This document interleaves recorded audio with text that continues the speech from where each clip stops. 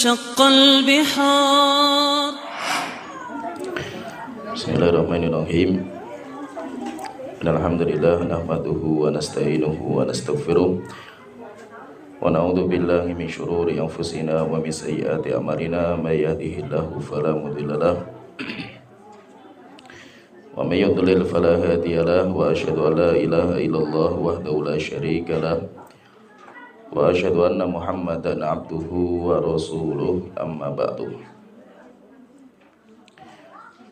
Kita melanjutkan pembahasan fikih an-nikah, pernikahan.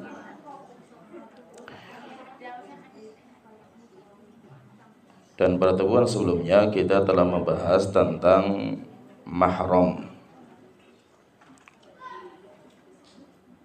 Dan telah kita sebutkan bahwa mahram, yaitu mahram itu seseorang yang diharamkan untuk dinikahi. Kalau seorang laki-laki, mahram dia adalah wanita yang diharamkan untuk dinikahi. Kalau dia seorang wanita, berarti laki-laki yang haram untuk menikahinya. Itu namanya mahram. Dan mahram itu, penyebab seseorang menjadi mahram itu ada 3. Yang pertama apa? Sebab yang menjadikan seseorang itu menjadi mahram. Yang pertama karena nasab. Kalau nasab ada berapa? Nasab ada 7. Siapa itu? Ibu, terus anak perempuan,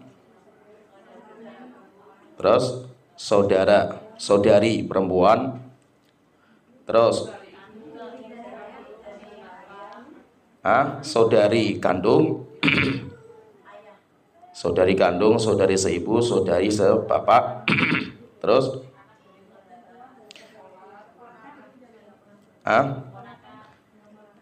keponakan, ya, terus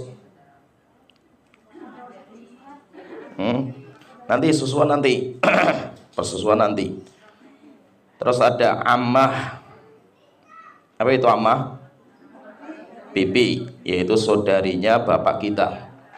Terus nanti ada kholah, yaitu saudari dari ibu kita. Jadi intinya yang menjadikan seseorang itu menjadi mahram itu ada 3. Saya bacakan lagi.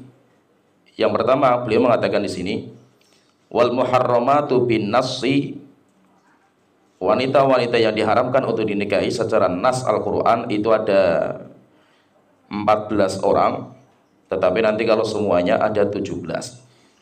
Sab'un bin nasab, 7 orang karena sebab jalur nasab, yaitu mahramnya karena nasab itu ada 7 orang. Siapa itu? Yang pertama, ibu, wa in alat, dan di atasnya, yaitu ibu atau ibunya ibu, ibunya bapak, atau di atasnya lagi. Yang kedua, bin wa in safulan, anak perempuan dan ke bawahnya. Ke bawahnya itu apa? Cucu dari anak, cucu perempuan atau cicit perempuan, itu ke bawahnya. Kemudian yang ketiga, wal ukhtu, saudari, mau saudari kandung, saudari sebapak, saudari seibu. Kemudian yang keempat, wal kholah, kholah itu saudarinya ibu. Wal amah. Kemudian yang kelima adalah amah itu bibi tapi saudarinya bapak. Wa bintul akh, anak perempuan dari saudara laki-laki, namanya apa? Keponakan. Wa bintul ukh, anak perempuan dari saudari perempuan, namanya juga apa ini? Keponakan. Ini jadi ada 7, itu disebabkan karena nasab. Kemudian ada disebutkan di sini wasnatani birrodha, dan 2 karena sebab rodha itu jalur yang kedua itu karena susuan. Kalau yang disebutkan di sini nanti ada 2, tetapi aslinya juga ada 7. Al-ummul murdi'atu, ibu yang menyusui. Jadi misalnya gini, susuan itu anggap saja kayak nasab. Jadi kalau seorang wanita dia menyusui anak yang bukan anak kandungnya, maka anggap saja dia dimasukkan kakak dia, yaitu anggap saja dia itu anak kandung. Maka berarti apa? Ibu susuan, saudari susuan, bibi susuan, itu semuanya tidak dibolehkan. Itu sama nanti dengan yang nasab, yaitu ada 7. Kemudian wa arba'un bil musaharati, ada 4 mahram disebabkan karena pernikahan. Jadi yang menjadikan mahram itu kan ada 3. Nasab, jalur nasab, kemudian rodho'ah, persusuan, yang ketiga karena pernikahan. Dan itu ada 4, mahram karena pernikahan ada 4. Yang pertama ummuz zaujati, ibunya istri. Namanya apa ini? Ibu mertua. Kemudian yang kedua robibah, idza dakhala bil Robibah itu anak perempuan bawaan istri. Selama laki-laki itu sudah berhubungan dengan ibunya. Itu syaratnya itu. Jadi syaratnya harus berhubungan intim. Kalau cuma sekedar akad tidak. Misalkan gini, ada seorang laki-laki dia menikah dengan janda. Janda itu punya anak perempuan. Ketika laki-laki ini sudah menikah dengan ibunya sampai berhubungan intim, maka anaknya menjadi mahram mu'abbad. Anaknya menjadi mahram mu'abbad selamat sudah terjadi hubungan intim. Tetapi kalau belum terjadi hubungan ini, sudah menikah, misalkan ada laki-laki menikah dengan seorang perempuan janda, belum berhubungan intim, setelah itu dicerai perempuan itu. Ada masalah misalkan dicerai. Maka kalau dicerai, anaknya bukan mahram. Bukan mahram, walaupun sudah terjadi pernikahan dengan ibunya, bukan mahram. Sehingga kalau seandainya laki-laki itu ingin menikahi putrinya, boleh. Kemudian ketiga, zaujatul ab, istrinya bapak. Istrinya bapak, yaitu ibu tiri. Yaitu kalau bapak kita menikah dengan seorang wanita, dan wanita itu bukan ibu kita, maka itu namanya mahram mu'abbad. Kalau istrinya bapak, standarnya adalah akad, bukan hubungan intim. Sehingga kalau seandainya bapak kita menikah lagi dengan seorang perempuan, akadnya sah, maka langsung berubah menjadi mahram mu'abbad. Ibu itu menjadi mahram mu'abbad. Walaupun belum terjadi hubungan intim. Misalnya qadarullah sebelum terjadi hubungan intim, bapak kita meninggal. Kecelakaan misalkan, meninggal dunia, belum sempat berhubungan intim, maka tetap ibu kita, ibu tiri kita ini tetap mahramnya mu'abbad. Kemudian yang keempat, zaujatul ibni, istrinya anak. Berarti apa itu? Menantu. Istrinya anak itu menantu. Ini semuanya yaitu 3 perkara ini, yaitu mahram karena sebab nasab, karena sebab persusuan, karena sebab pernikahan. Ini namanya mahram mu'abbad. Kemudian nanti ada namanya mahram mu'aqqad. Mahram mu'abbad itu selama-lamanya. Kalau mahram mu'aqqad itu ada batasan waktu. Mahram mu'aqqad itu siapa itu? Yaitu mengumpulkan 2 perempuan dalam satu ikatan pernikahan, di mana 2 perempuan itu ada hubungan, baik hubungan nasab atau hubungan persusuan.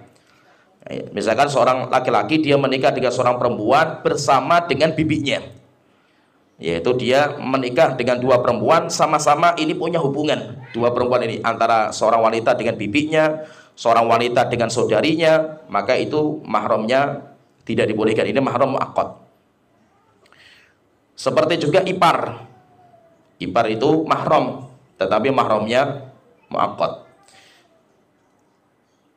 Ya, jadi ini sudah kita jelaskan di pertemuan sebelumnya. Pertanyaan ini belum kita bahas di pertemuan sebelumnya. Kalau anak zina termasuk mahram atau bukan? Anak zina, seorang laki-laki sama perempuan berzina, kemudian memiliki anak perempuan.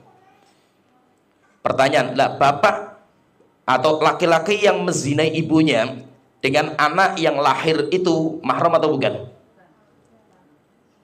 Ya, paham ya, mahram atau bukan ini? Terjadi khilaf di antara para ulama. Kalau dalam mazhab Syafi'iyah ini bukan mahram, sehingga boleh dinikahi, tidak mendapatkan warisan, tidak mendapatkan perwalian, sehingga kan bapaknya tidak bisa menjadi wali. Itu pendapat dalam mazhab Syafi'iyah. Tetapi kalau pendapat jumhur, jumhur lah, mayoritas para ulama, mereka mengatakan bahwa bapak yang menzinai ibunya, itu adalah mahram mu'abbad, cuma dalam berkaitan dengan pernikahan, yaitu tidak boleh dinikahi. Tapi kalau masalah yang lain, masalah warisan, kemudian masalah perwalian, tetap tidak bisa menjadi wali ketika anaknya menikah nanti, atau menjadi ahli waris. Bisa dipahami nggak? Paham nggak ini? Jadi kan ini ada beberapa masalah yang berkaitan dengan antara ayah dengan anak perempuan. Pertama berkaitan masalah mahram. Saya punya putri, anak saya, itu kan mahram saya nggak boleh menikahinya. Kalau saya itu meninggal dunia, anak perempuan saya mendapatkan warisan, ya, berarti mendapatkan warisan. Jadi pernikahan, yaitu tidak boleh menikah mahram. Kemudian perwalian, kalau anak saya perempuan menikah, saya bisa menjadi wali, atau warisan. Kalau anak zina, walaupun itu dari darah saya, cuma dari air mani yang haram, yaitu karena tidak ada pernikahan. Lah, anak hasil dari perzinahan ini mahram atau bukan? Kalau dalam mazhab bukan mahram, sehingga tiga-tiganya itu semuanya tidak ada. Maksudnya apa? Dia bukan mahram, anak zina itu bukan mahram. Kalau bukan mahram berarti boleh dinikahi. Ya, bukan mahram dan tidak mendapatkan warisan kalau bapaknya meninggal. Ya, kemudian yang ketiga, tidak bisa menjadi wali pernikahan. Ya, dan tidak dinisbatkan juga kepada ayahnya. Sehingga perempuan itu bintinya itu binti ibunya, bukan binti ayah yang menzinai ibunya. Kalau pendapat jumhur, mereka mengatakan mahram dalam masalah pernikahan, yaitu maksudnya apa? Ayah zina, ya paham ya, ayah zina atau anak zina lah. Anak zina itu tidak boleh dinikahi. Cuma ayahnya tetap tidak bisa menjadi wali nikah bagi anaknya, anak zinanya. Tidak bisa dinisbatkan kepada ayah zina. Dan juga kalau ayah zina meninggal dunia tidak mendapatkan warisan. Cuma dalam masalah pernikahan tetap tidak dibolehkan. Ya, paham ya, terdengar ya, paham ya. Jadi kalau pendapat jumhur itu berkaitan hanya masalah nikah, yaitu ayah zina atau anak zina tidak boleh dinikahi sama ayah zinanya. Ya, itu tidak boleh dinikahi. Tapi kalau masalah yang lain tetap itu tidak dianggap. Jadi perwalian, kemudian warisan, penasapan itu tidak dianggap. Cuma dalam masalah pernikahan itu dianggap kayak mahram. Kenapa? Karena itu darah daging dia sendiri, sehingga tidak boleh dinikahi. Karena darah daging dia, walaupun darah daging yang haram. Tapi kalau pendapat mazhab Syafi'i boleh. Kenapa? Karena air mani yang tumpah haram, sehingga nggak dianggap. Sehingga misalkan seorang laki-laki berzina dengan seorang perempuan, hamil, kemudian lahir anak perempuan, maka laki-laki yang menzinai ibunya, kalau dalam mazhab boleh menikah dengan anak zinanya. Bisa dipahami ya? Kenapa boleh menikah? Karena bukan mahram. Karena bukan mahram. Tapi kalau pendapat jumhur, mereka mengatakan enggak, itu mahram. Mahram dalam masalah pernikahan. Tapi kalau dalam masalah yang lain tetap tidak.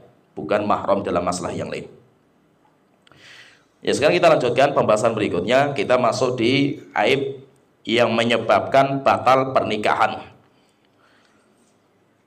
Beliau mengatakan di sini, saya bacakan, wa turaddul mar'atu bi khamsati uyubin. Perempuan, yaitu istri, maksudnya istri, bisa ditolak. Ditolak itu dilepas, ditolak disebabkan ada 5 penyakit. Pertama, junun, gila. Al-judham, judhan itu penyakit kusta, penyakit kulit, kusta yang menular. Wal baros, baros itu penyakit sopak, penyakit kulit, penyakit belang di kulit. Kalau kusta itu judham itu sampai keluar nanah. Kalau baros itu penyakit belang. Kemudian yang keempat,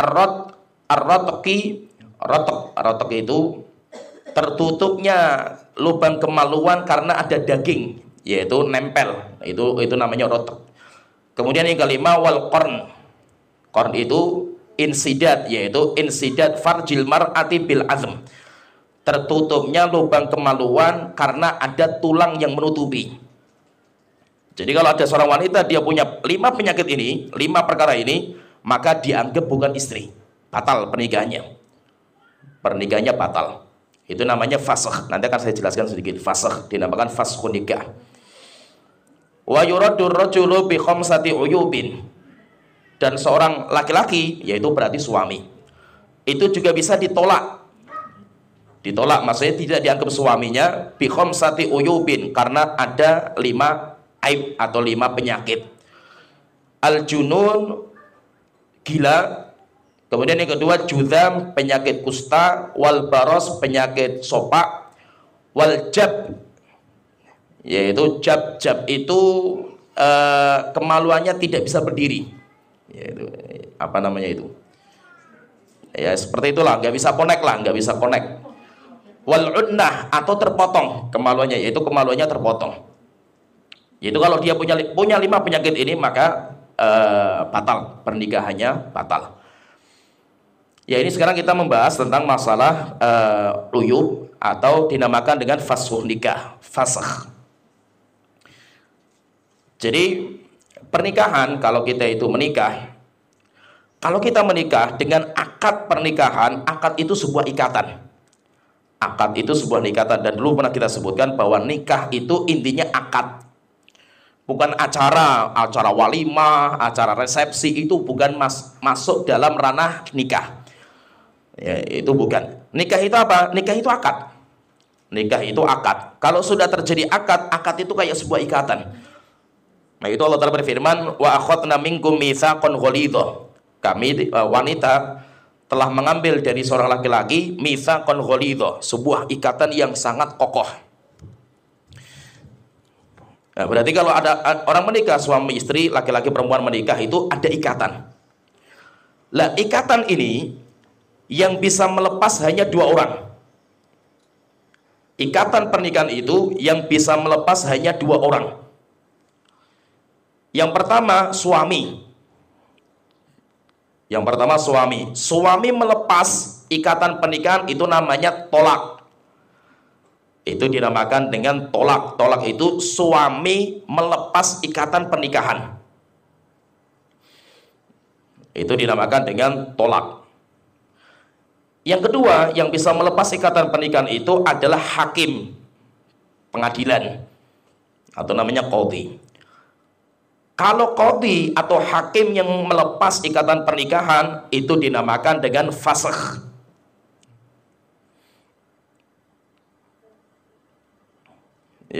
Ya, tergambar ya, paham ya. Jadi selama ini ikatan gak dilepas oleh suami atau pengadilan, maka statusnya masih suami istri.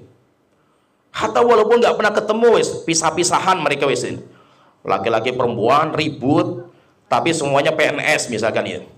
Kan cerai PNS itu kan ruwet urusannya kan itu. Akhirnya apa? Mereka berdua sepakat, wis kita cerai, cuma kita tidak usah kita urus. Kita cerai, wis secara normal cerai. Suami punya rumah sendiri, istri punya rumah sendiri. Mereka sudah nggak ada kontak, nggak ada hubungan, nggak ada omongan, wis lepas mereka itu. Cuma suami tidak mengatakan kalimat cerai, demikian juga pengadilan tidak membatalkan. Pertanyaan, kalau suami meninggal dunia, wanita itu dapat warisan nggak? Dapat nggak? Dapat. Kenapa? Karena statusnya masih istri. Lah pertanyaan, kan sudah lama nih bertahun-tahun nggak pernah mereka itu bersentuhan dan yang lainnya itu. Selama belum dilepas ikatan itu, maka masih statusnya suami istri. Terus bagaimana hukumnya kalau seperti ini? Orang, wes kita pisahan saja, tapi nggak usah cerai, nggak usah sampai ke pengadilan, yang normal-normal sajalah gitu loh. Bagaimana hukumnya? Hukumnya haram dan suaminya berdosa. Kenapa? Karena tidak ada namanya status itu menggantung. Jangan kalian jadikan perempuan itu kal mu'allaqah, seperti orang wanita yang tergantung. Gantung itu maksudnya apa? Dia statusnya masih istri, tapi tidak mendapatkan hak sebagai istri, nafkah dan yang lainnya. Bagaimana hukumnya? Hukumnya haram. Hukumnya haram seperti ini.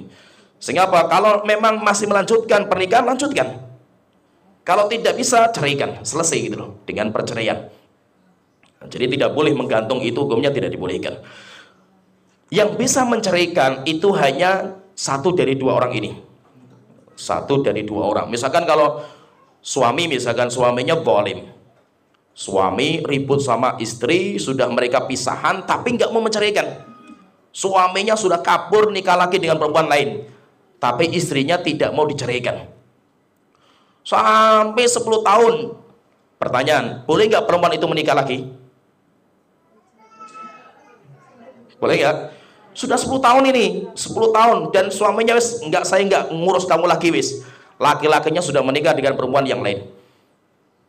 Boleh nggak wanita itu menikah?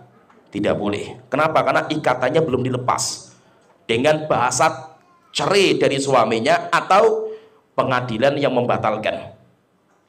Maka yang bisa melepas dari ikatan ini tidak bisa lepas kecuali harus dua orang yang melepas, yaitu cuma dua orang yang bisa, entah itu suami. Kalau suami yang melepas dinamakan dengan tolak namanya.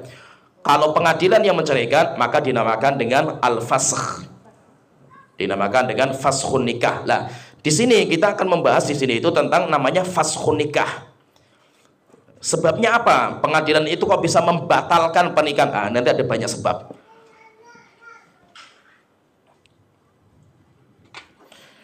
Ya, jadi ikatan pernikahan, ini sebuah ikatan pernikahan itu, ikatan itu dinamakan dengan mitsaq.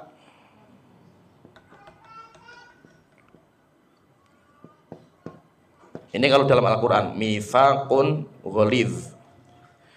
Bahasanya seperti ini. Allah menamakan ikatan pernikahan itu dengan mitsaqun ghalidz, sebuah ikatan yang sangat kokoh. Padahal nikah itu mudah sekali. Orang nikah itu kan gampang sekali itu. Nikah itu kan gampang. Dulu pernah kita sebutkan, orang kalau nikah, akad nikah itu yang harus hadir di situ berapa orang? 5 orang. Yang harus hadir. Kalau ini nggak hadir, batal pernikahan itu. Berapa orang? 4 orang. 4 orang. Siapa itu? Suami, wali, 2 saksi. Istrinya harus hadir nggak? Nggak harus, tapi harus ada istrinya itu. Kalau nggak ada istrinya nggak mau nikah sama siapa kan itu. Tapi kan istri nggak harus hadir dalam akad. Ya kan? Yang penting 4 orang. 4 orang berkumpul di rumah atau warung makan, misalnya 4 orang berkumpul, terjadi akad, sah pernikahan kan itu. Gampang pernikahan itu. Tapi kalau sudah suami mengatakan qabiltu nikahaha wa tazwijaha, ini ikatan yang nggak main-main itu Mas itu. Sebuah lafaz ini nggak main-main. Walaupun mudah sekali orang nikah itu. Maka dinamakan dengan mitsaqun ghalidz, sebuah ikatan yang sangat ghalidz. Ghalidz itu kokoh. Yaitu ikatan yang kuat sekali, ikatan pernikahan ini. Lah ikatan ini yang bisa membatalkan cuma 2. Zauj, suami, atau al-qadhi. Kalau zauj itu namanya tolak, nanti akan kita bahas tolak. Kalau ini namanya al-fasq. Nah, sekarang kita bahas ini yang ini, faskhun nikah. Jadi yang bisa membatalkan itu zauj itu suami. Kalau suami harus dengan lafaz tolak. Maka ketika seorang suami mengatakan saya cerai kamu, kalimat cerai keluar, maka ikatan lepas. Ikatan pernikahan lepas. Tinggal ditunggu masa iddah nanti. Masa iddahnya itu 3 kali quru. Kalau selesai masa iddah kok suaminya belum rujuk, belum mengikat kembali, setelah lama berjalan baru pengen rujuk, pengen kembali, maka harus dengan akad yang baru, yaitu akad nikah lagi. Harus ada akad nikah. Ya paham ya, bisa dipahami ya ini dulu ya. Jadi yang bisa membatalkan pernikahan itu, ikatan pernikahan cuma 2. Zauj, kalau zauj itu namanya tolak. Kemudian qadhi, kalau qadhi itu berarti pengadilan.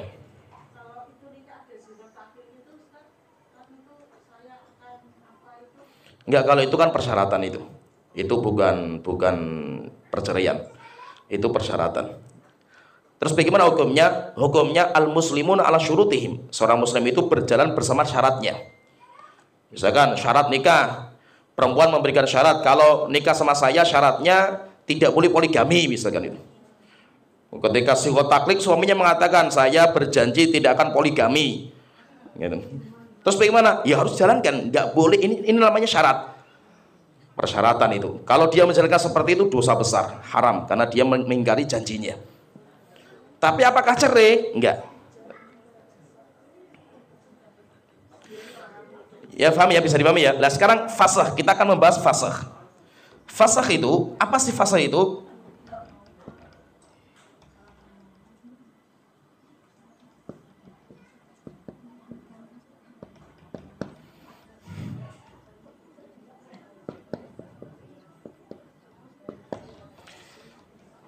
jadi fasakh ini artinya seperti ini. Fasakh itu apa? Fasakh itu zawalu aqdi zaujiyah. Zawal hilang. Hilangnya ikatan pernikahan atau akad pernikahan, yaitu akad nikah batal. Bi hukmil qadhi, karena hukum dari pengadilan. Yaitu karena pengadilan menghukumi. Karena pengadilan ngetuk palu, setelah itu pernikahannya dibatalkan. Jadi yang bisa membatalkan itu pengadilan, itu namanya fasakh. Dan fasakh ini beda dengan tolak. Fasakh itu beda sekali sama tolak. Kalau tolak itu suami punya hak berapa? 3. Berarti tolak pertama, nanti tolak kedua, tolak ketiga. Fasakh nggak ada seperti itu. Fasakh batal. Sampai nanti akhirnya qadhi melihat lagi, ini kemungkinan bisa dikembalikan lagi nggak? Oh bisa, kembalikan lagi. Tapi tidak ada peraturan sampai 1, 2, 3, nggak ada peraturan. Nanti banyak sekali lah perbedaan hukum antara tolak dan fasakh itu banyak, tapi nggak kita sebutkan di sini. Karena konsentrasi kita itu masalah fasakh. Lah fasakh dalam masalah pernikahan, jadi ada suami istri menikah. Nanti pernikahannya bisa batal. Batal itu berarti apa? Dianggap kayak ajnabi itu, yaitu kalau sudah terjadi fasakh nanti ada konsekuensinya.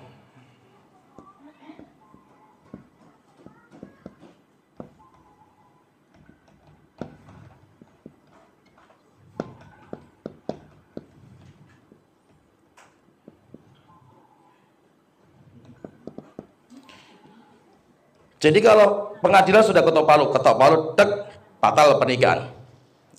Sudah dibatalkan sama pengadilan pernikahannya. Terus apa konsekuensinya? Maka konsekuensinya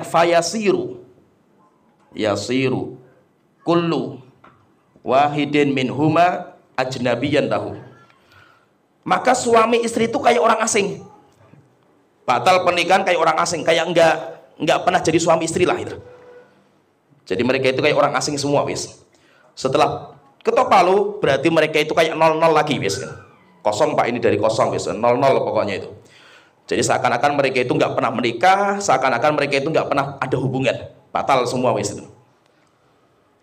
Ya, jadi itu dinamakan dengan fasakh. Jadi fasakh itu zawalu aqdi zaujiyah, hilangnya ikatan pernikahan antara suami dan istri karena hakim atau pengadilan membatalkan. Jadi karena hukum dari pengadilan.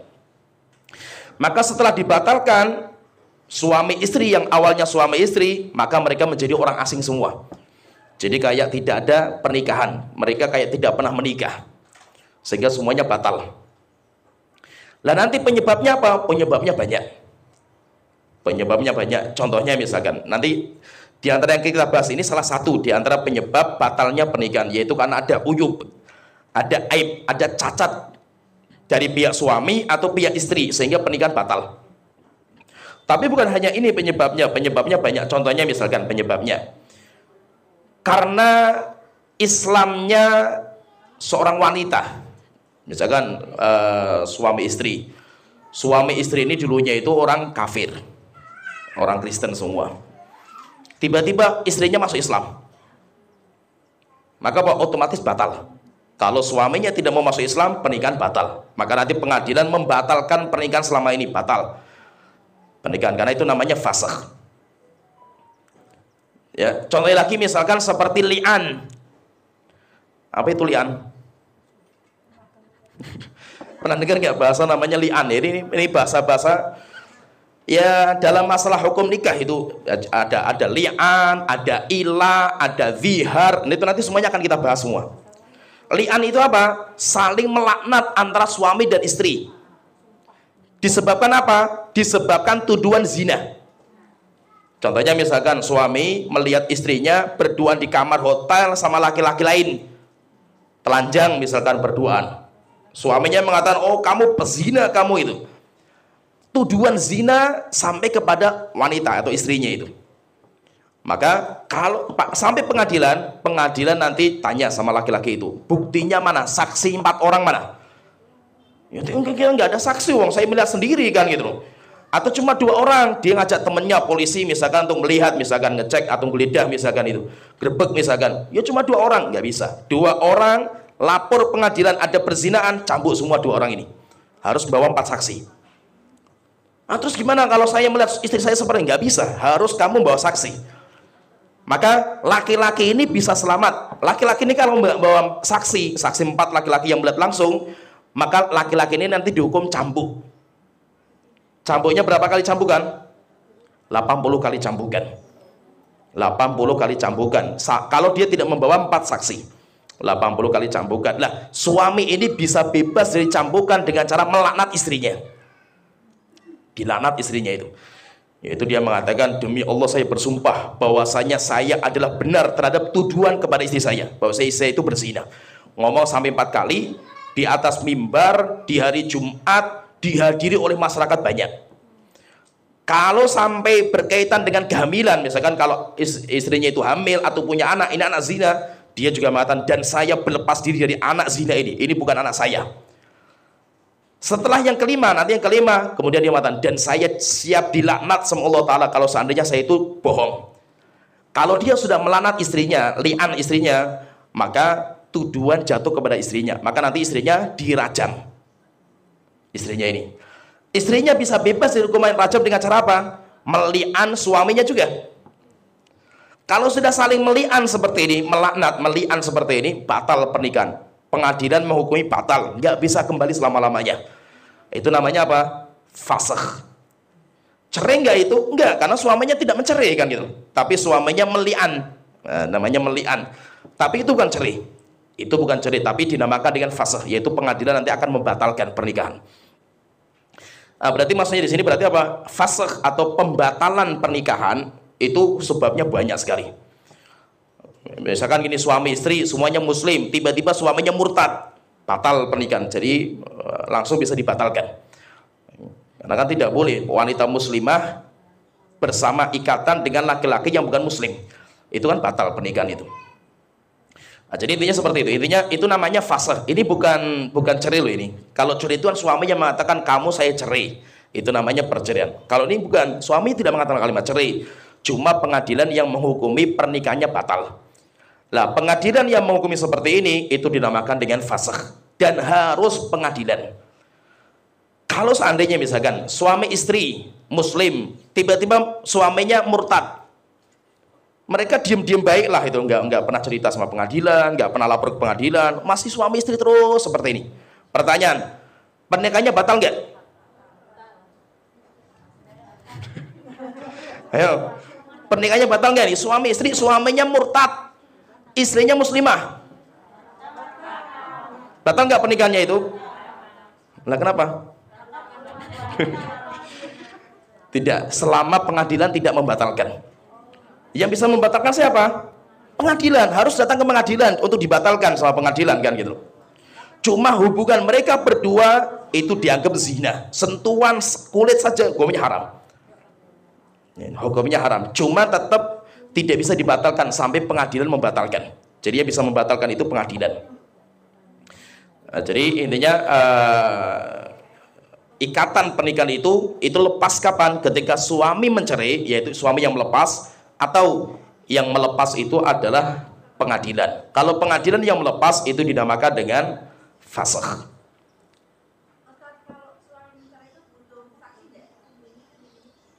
Ya, jadi kalau saksi itu bukan untuk menganggap sahnya perceraian. Dia ngomong sendiri pun kata cerai, jatuh perceraian. Jatuh perceraian. Tapi kalau nanti secara surat-surat negara tidak dianggap. Pengadilan itu tidak akan mengeluarkan surat cerai sampai cerainya itu disaksikan oleh pengadilan. Itu boleh nggak seperti itu? Boleh, secara undang-undang negara nggak ada masalah. Cuma kalau hukum syariatnya, hukum agamanya, orang mengatakan kalimat cerai sendirian, sampai hatta istrinya nggak tahu. Hatta istrinya nggak tahu, jatuh perceraian. Kalau dia itu ngomongnya kalimat cerai. Walaupun niatnya bercanda misalkan sama temannya, oh istri saya sudah tak cerai kok gitu. Itu jatuh, walaupun dia itu bercanda. Ya paham ya, bisa dipahami ya. Nah, sekarang kita masuk di penyebab pengadilan itu bisa membatalkan pernikahan. Di antaranya adalah uyub, karena ada penyakit. Karena ada penyakit sehingga hikmah dari pernikahan itu nggak ada. Jadi gara-gara ada penyakit ini, ada namanya aib, akhirnya hikmah pernikahan itu hilang. Suami istri itu menikah itu hilang hikmahnya itu, sehingga pengadilan bisa menceraikan. Pertanyaanlah, kalau pengadilan nggak mau, orangnya nggak mau bercerai, ya nggak apa-apa. Kalau mau sabar nggak ada masalah gitu. Paham ya? Jadi nggak harus. Misalkan suami saya gila misalkan itu, aduh ini terus gimana suami saya gila kan itu. Dia lapor pengadilan untuk bercerai, boleh nggak? Boleh. Kenapa? Karena hikmah menikah sudah hilang gitu, gara-gara suaminya gila kan gitu, atau istrinya gila. Tapi kalau istrinya mengatakan, saya sabar sajalah, nggak apa-apa lah, saya merawat suami saya yang gila seperti ini, boleh nggak? Boleh. Bahkan itu menjadi ibadah, itu pahala besar. Tetapi kalau dia minta cerai, boleh. Kenapa? Karena hikmah pernikahan hilang gara-gara gila. Gara-gara salah satu dari suami istri itu gila, maka hikmah pernikahannya hilang. Nah, jadi itu namanya fasah. Jadi fasah itu modelnya seperti itu. Nah sekarang uyub yang berkaitan dengan aib,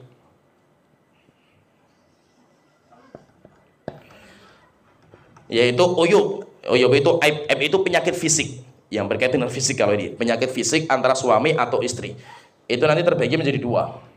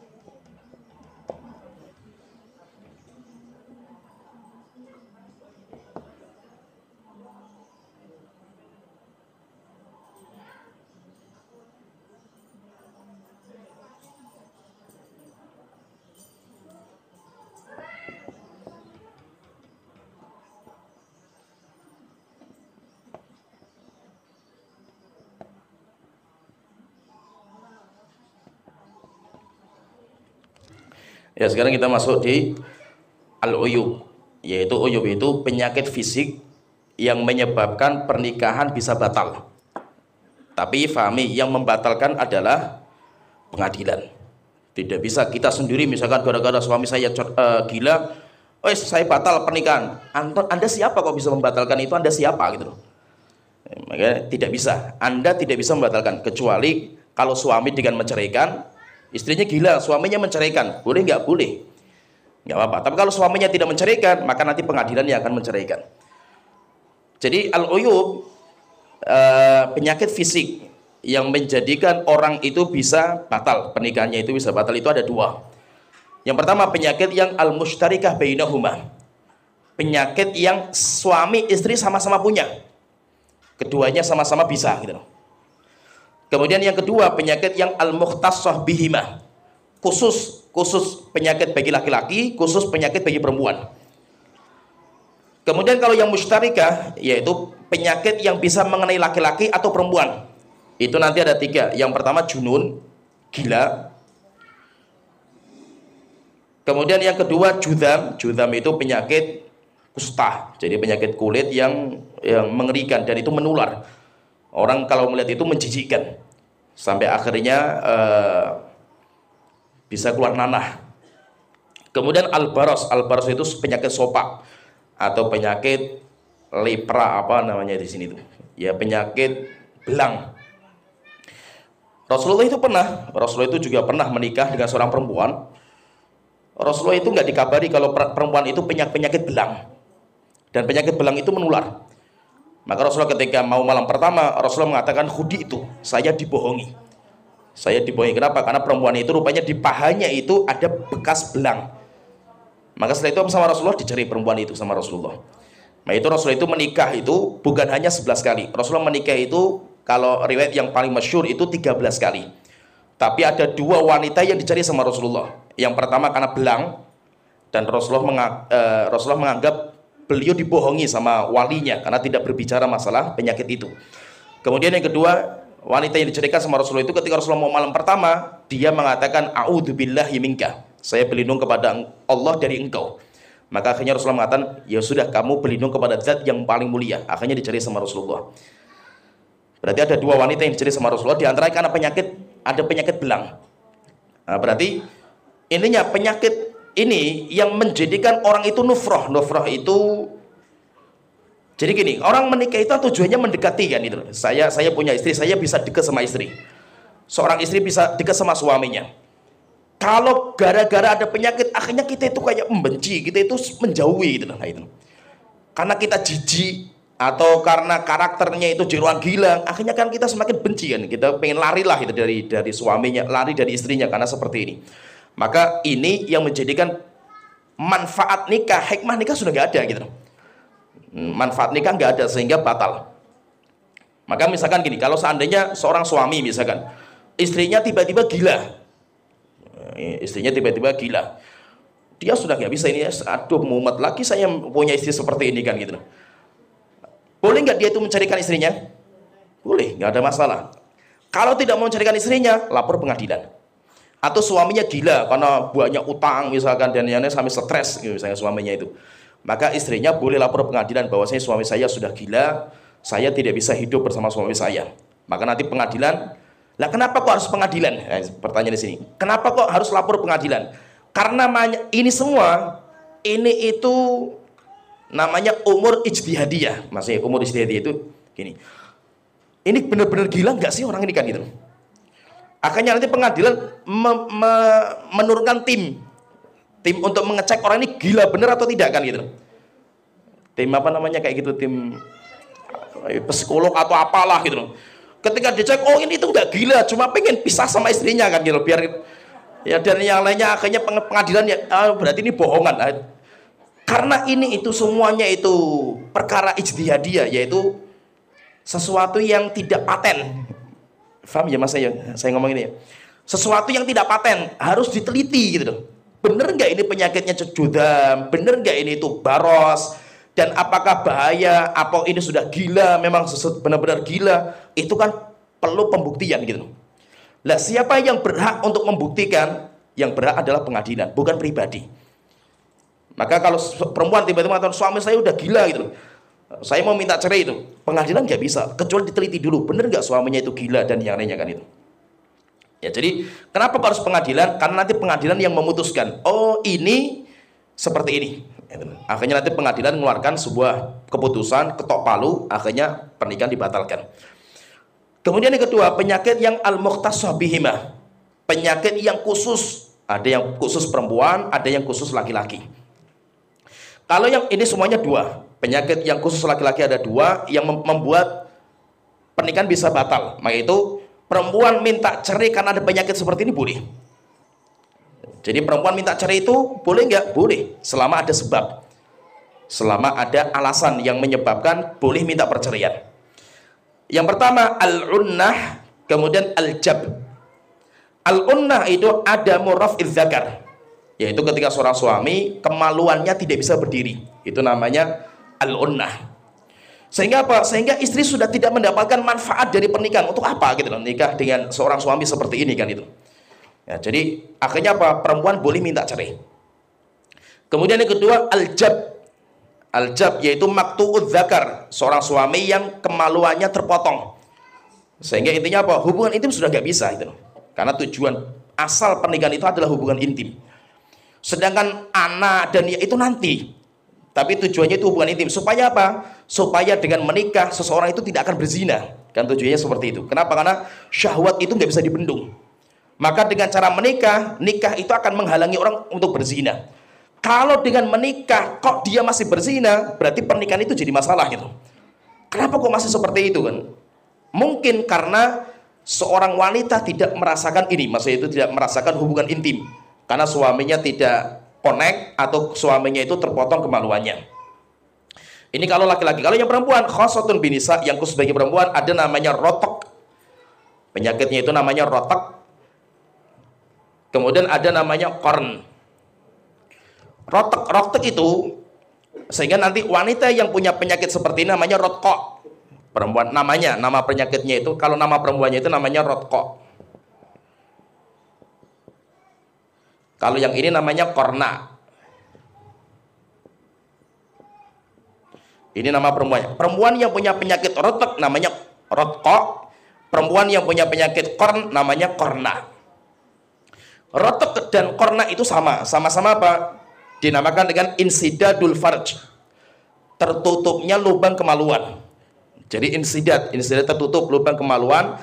Tapi kalau rotok itu yang menutupi daging, karena ada daging nempel, berarti itu kemaluannya itu nempel. Atau insidadul farji bil azm. Kalau korna itu karena ada tulang, yaitu yang menutupi itu tulang. Sama-sama apa? Sama-sama tertutup lubang kemaluan sehingga tidak bisa dinikmati perempuan itu. Dulu pernah kita bahas sedikit ya. Ulang kembali, bolehnya seseorang itu menikah budak. Kalau seandainya ada budak ya, misalkan saya laki-laki misalkan menikah, saya laki-laki merdeka, menikah dengan perempuan budak, apa hukumnya? Nah ini pelajaran semua sebelumnya, ini ada semua ini. Menikahi budak boleh nggak? Nggak boleh. Hukumnya haram. Hukumnya haram. Kecuali kalau ada syarat terpenuhi. Contohnya laki-laki itu tidak memiliki uang untuk bayar mahar nikahi wanita merdeka, atau dia itu tidak memiliki istri. Maksudnya apa? Istri yang bisa dinikmati. Istri yang bisa, dia punya istri tapi istrinya punya penyakit seperti ini, terus untuk apa kan gitu.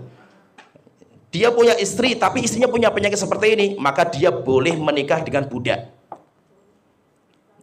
Tapi nikah dengan budak itu nggak boleh. Kenapa nggak boleh? Hah? Tidak sekufu lah. Kenapa nggak sekufu gitu?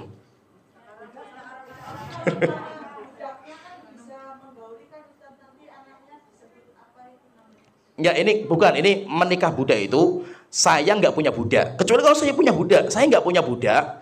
Saya punya tetangga punya budak perempuan. Saya datang lamar budak perempuan itu milik tetangga itu. Apa hukumnya? Hukumnya haram. Kecuali ada syarat-syarat yang dibolehkan. Ini pernah kita bahas kan syarat-syaratnya itu. Nah, kenapa kok nikah dengan budak itu nggak boleh? Karena anak nisbatnya kepada ibu. Sehingga apa? Tidak dibolehkan nikah dengan budak karena nanti anaknya akan menjadi anak budak. Jadi anak itu masalah perbudakan ngikuti ibunya. Kalau ibunya budak, anaknya budak, ibunya merdeka, anaknya merdeka. Maka Islam itu berjuang untuk minimalisir perbudakan. Sehingga kalau seorang laki-laki merdeka, cari wanita yang merdeka supaya nanti anaknya itu menjadi anak merdeka kan itu. Ini pembahasan sebelumnya pembahasan sebelumnya. Jadi intinya kalau ada seorang wanita, misalkan saya laki-laki punya istri yang punya penyakit seperti ini yang menjadikan istri itu kayak nggak ada. Istri itu kayak nggak ada, maka saya boleh menikah dengan budak walaupun saya punya istri. Tapi kalau istri saya bisa dinikmati, masa itu bisa berhubungan intim, tidak boleh saya menikah dengan budak. Ya paham ya? Atau misalkan saya punya istri gila,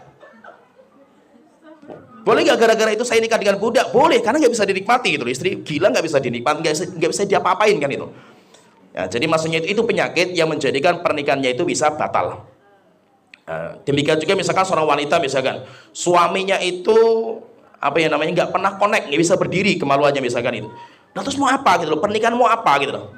Kalau misalkan perempuan tuh sabarlah saja, nggak apa-apa, sabar silahkan itu ibadah yang luar biasa kalau mau sabar itu. Tapi kalau nggak bisa sabar, yuk udah minta cerai gitu loh. Minta cerai. Kalau suami tidak mau menceraikan karena punya penyakit itu, suami nggak mau menceraikan, pengadilan nanti akan membatalkan pernikahan. Kenapa? Karena hikmah pernikahannya itu hilang. Kenapa sih kita itu harus menikah? Itu kenapa gitu? Supaya kita tidak jatuh dalam perzinaan. Masalahnya itu di situ. Maka ketika nikah kok kita itu masih pengen menikmati yang lain yang hukumnya haram, berarti pernikahannya itu tidak ada manfaatnya pernikahannya itu.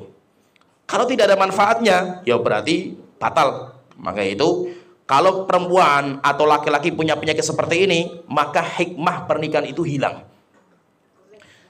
Ya, jadi nikmah pernikahan hilang. Sehingga kalau nikahnya itu hikmah pernikahannya hilang, maka nanti pemerintah pengadilan bisa membatalkan. Kenapa? Karena hikmahnya sudah nggak ada gitu. Sudah nggak ada. Jadi hikmah itu hilang gara-gara punya penyakit seperti ini. Atau misalkan gini, ini kasus masih beberapa kasus ya. Misalkan gini. Seorang wanita, suaminya itu miskinnya naudzubillah lah gitu. Makan nggak bisa, ini nggak bisa wis pokoknya. Duit nggak ada sama sekali itu. Boleh nggak perempuan itu minta cerai? Saya udah nggak sabar Ustadz, saya mau minta cerai. Boleh nggak itu? Loh, suami saya mau makan nggak bisa gitu loh. Ini duit nggak ada kan gitu loh. Kerja nggak bisa kan gitu loh. Boleh nggak? Boleh. Boleh. Gitu. Jadi boleh. Kenapa? Karena dia tidak bisa menunaikan nafkah wajibah. Ya, nafkah yang wajib. Jadi itu maksudnya apa? Hikmah pernikahannya hilang gara-gara itu gitu loh.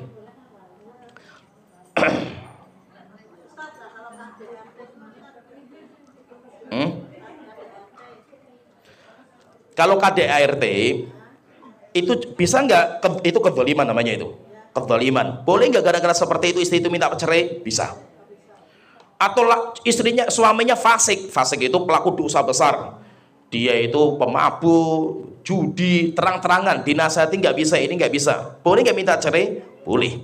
Tetapi yang menceraikan harus pengadilan. Tidak bisa. Kalau kita sendiri nggak bisa. Nah, jadi ini pembahasan dinamakan seperti ini, namanya faskhun nikah. Gimana fahamnya? Bisa dipahami ya? Nah itu kalau kita membaca buku ini kok ada aib-aib yang menjadikan nikah itu batal, misalkan gila, kemudian kusta, penyakit lepra, kemudian jub, kemudian al-unnah. Itu namanya penyakit yang kalau ini ada hikmah pernikahan itu hilang. Karena orang menikah itu tujuannya untuk mahabbah, cinta. Demikian juga untuk itu tujuannya untuk mahabbah, untuk cinta. Demikian juga yang lainnya. Kalau itu hilang, cinta, sakinah, mawaddah, warahmah kok hilang, berarti pernikahannya itu hikmahnya hilang. Hikmahnya hilang. Maka itu harus dijaga. Pernikahan itu harus dijaga. Kenapa? Supaya hubungan ini bisa menghalangi orang untuk jatuh dalam perzinaan. Kalau tidak bisa, misalkan karena istrinya nggak pernah puas dalam ranjang misalkan, akhirnya dia mencari laki-laki yang lain sampai akhirnya berzina. Berarti nikah sebelumnya kan nggak ada manfaatnya gitu. Tidak ada manfaat karena dia masih mencari yang lain. Nah, jadi entah karena penyakit atau yang lainnya. Jadi kalau perempuan itu tidak bisa hidup bersama suami itu, maka dia itu boleh minta cerai. Atau misalkan gini, Ustadz, saya sudah gak cinta lagi sama suami saya gitu. Boleh nggak minta cerai itu?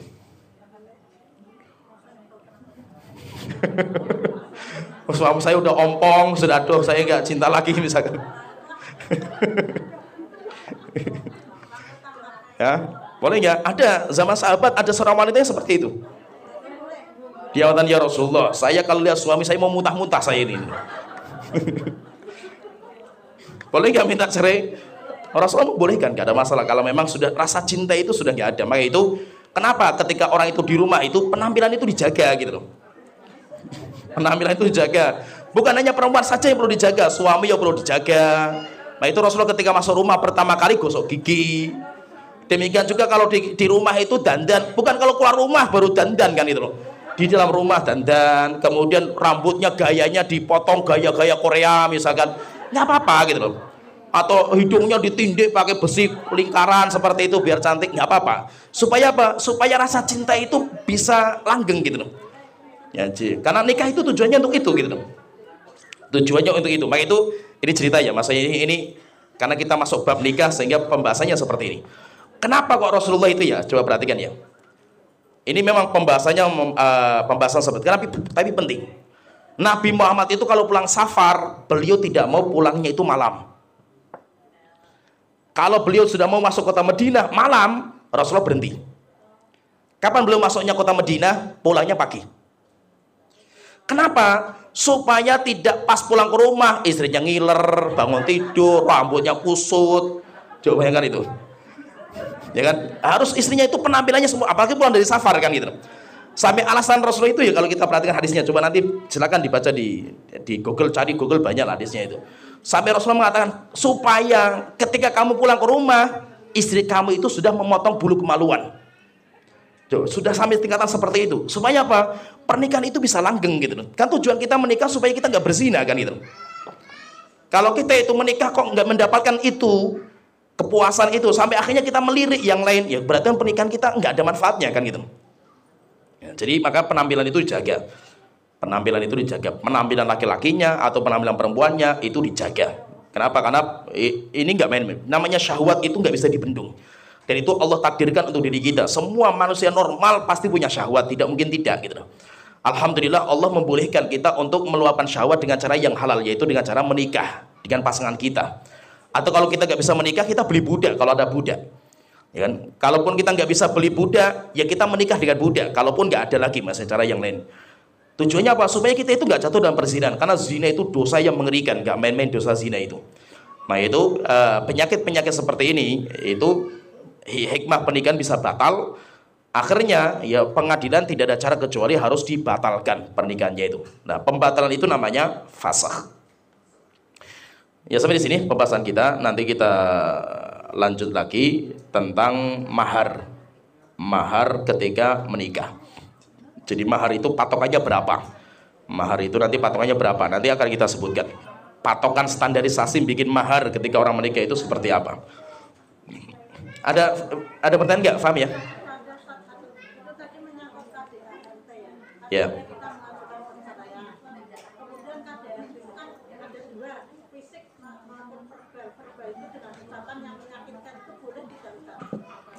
Nggak, intinya kalau kedoliman, ada unsur kedoliman, maka boleh seseorang wanita itu minta cerai, boleh. Ya, boleh. Cuma kalau di pengadilan kita tidak dianggap kecuali kalau sudah fisik. Ya, sudah fisik. Kalau tidak fisik nggak dianggap kalau di pengadilan kita.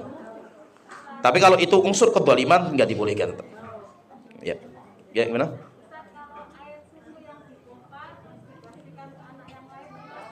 Termasuk syaratnya nanti kata para ulama, syaratnya air susu yang keluar dalam kondisi ibunya masih hidup. Ibu yang punya air susu itu masih hidup. Tapi kalau misalkan orangnya meninggal, seorang ibu dia lahiran meninggal dunia, ya kan dia masih punya ASI. Misalkan ada orang meninggal dunia, dia dan anaknya bayi meninggal semua, akhirnya ASInya diperas karena dia punya tetangga yang butuh ASI misalkan itu. Kalau diminumkan maka ini tidak menjadi mahram. Kenapa? Karena ASI ketika keluar wanitanya itu sudah meninggal. Selama wanita itu masih hidup wanita itu, maka ASI yang diperas, disimpan. Bahkan kata para ulama bukan hanya disimpan, diolah. Susunya diolah menjadi keju misalkan itu, ASI misalkan itu. untuk diawetkan misalkan. Kalau itu dimakan sama bayi, maka nanti menjadi anak susuan. Jadi anak susuan itu nggak harus langsung, nenen langsung nggak. Terkadang harus pakai itu botol atau pakai yang lain, tetap itu anak susuan. Wallahu a'lam. Udah ya, paham ya? Sampai di sini ya. Wa akhiru da'wana alhamdulillahi rabbil alamin sallallahu Muhammad wa ala alihi wa sahbihi ajmain.